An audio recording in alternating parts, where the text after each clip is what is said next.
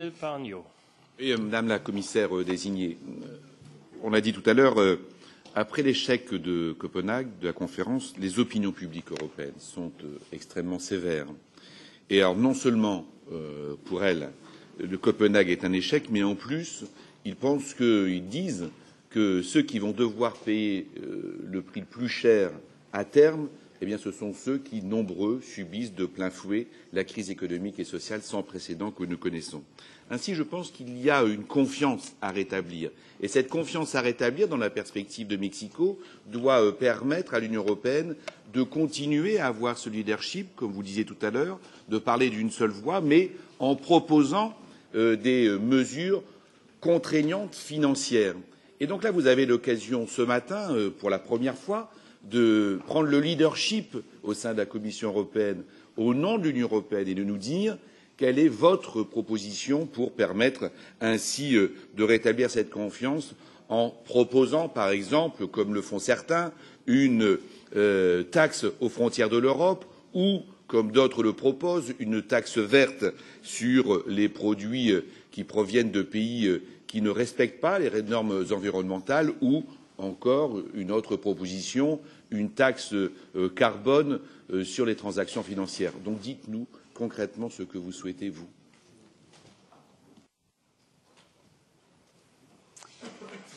Well, I understand. Bon, je comprends bien la préoccupation. Maintenant, l'opinion publique est mobilisée. Et malgré cette mobilisation, nous ne sommes pas parvenus aux résultats souhaités. Comment maintenir l'intérêt de l'opinion publique? Comment leur faire comprendre que c'est important? Et comment leur expliquer qu'ils ne vont pas être seuls à payer le prix? Vous avez aussi raison de signaler la crise économique. Cependant, moi je pense que nous devons que c'est une façon de sortir de la crise économique. Si nous agissons correctement, avec sagesse, nous pourrons créer un certain nombre d'emplois que nous avons perdus pendant la crise économique en investissant dans ce domaine, en nous concentrant sur ce domaine. Donc je crois qu'il est possible de faire comprendre aux gens que ce n'est pas un agenda anti-croissance ou anti-emploi. Au contraire, c'est une possibilité de créer des emplois et de retrouver de la croissance.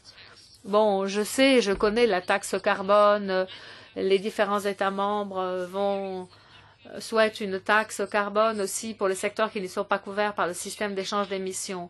Mais je pense que nous devrions tenter de travailler pour obtenir un accord international qui est une priorité pour l'Europe depuis des années, tenter de parvenir à cet accord à Mexico et ne pas nous contenter du plus petit dénominateur commun comme la taxe carbone ou la taxe à la frontière. Parce que si le Congrès américain accepte un système d'échange carbone, le Japon va en mettre en place un à partir de l'année prochaine. L'Australie se bat aussi pour faire passer ça par son Parlement. La Nouvelle-Zélande a dit aussi qu'elle allait mettre en place un tel système. Ça, je pense que c'est la façon la plus efficace d'agir et c'est pourquoi les entreprises européennes préfèrent cela aux autres solutions. Car ça a fait ses preuves au plan environnemental et ça donne les encouragements pour faire ce qu'il faut faire. Donc je crois qu'à ce stade, ce serait un mauvais timing et ce serait erroné sur le plan du temps de passer à la taxe. On y reviendra plus tard si on n'arrive pas à obtenir ce sur quoi nous pouvons travailler très fort et nous devons travailler et qui pourrait être tout à fait accessible. Donc les fuites de carbone vont être au centre de la préoccupation en matière de marché européen en faveur de l'emploi. Mais au-delà de l'industrie, préoccupons-nous dans les semaines à venir et les mois à venir des travailleurs qui sont fort inquiets, vous le savez.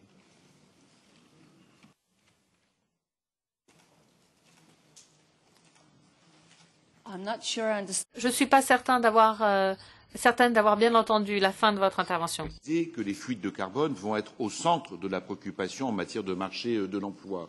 Mais cette confiance, nous ne pouvons la donner à ces travailleurs qui, après Copenhague, sont, au-delà de ce que je disais, sévères, mais en même temps, donc trouvent que c'est l'injustice qui prédomine. Donc il va falloir tout de même qu'on leur donne un certain nombre de perspectives qui vont leur permettre de dire que les recettes ne vont pas être uniquement en leur défaveur. Hein? Yes. Oui, je comprends parfaitement la préoccupation autour des fuites de carbone. Mais si nous avons trop peur, si nous faisons preuve de trop de crainte, ça sera la recette du désastre pour les emplois. Moi, je crains beaucoup pour la situation de l'emploi en Europe dans les années à venir parce que la concurrence est féroce.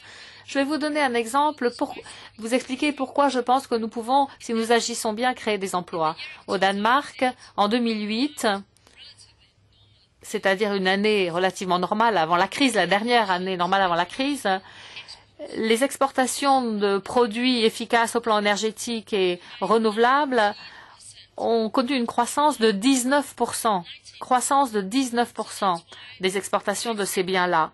C'est pourquoi, en tout cas, dans mon pays, il n'est pas si difficile que cela de convaincre les gens que si nous agissons bien, que si nous employons les bonnes méthodes, nous allons créer des emplois et nous allons avoir plus d'exportations et donc plus de recettes d'exportation. Et donc, il faut prendre les bonnes